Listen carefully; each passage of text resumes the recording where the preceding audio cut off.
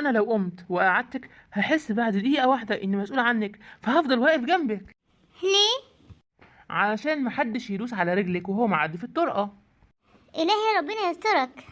هو انا واقف قصادك هبص في وشك كتير، فملامحك هتبقى مألوفة بالنسبة لي. ملامحي هتبقى حلوة بالنسبة لك؟ هحس اني اعرفك من زمان.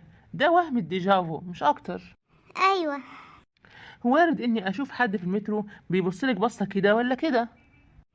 هتعمل ايه يعني؟ هخزق عينه طبعا. ازاي ابصلك وانا واقف؟ قفص برتقان انا؟ لا طبعا، ده انت سيد الرجالة. وبعدين ما انت اللي نازله لي من البيت حاطه فوق الميك اب. انت بتشتغلي ايه؟ كول سنتر. مش رقاصه يعني؟ يبقى تهتمي بصوتك اكتر من وشك. وشك ده محدش هيشوفه. حاضر. المنظر ده ما يتكررش تاني. اوامرك يا تجراسي.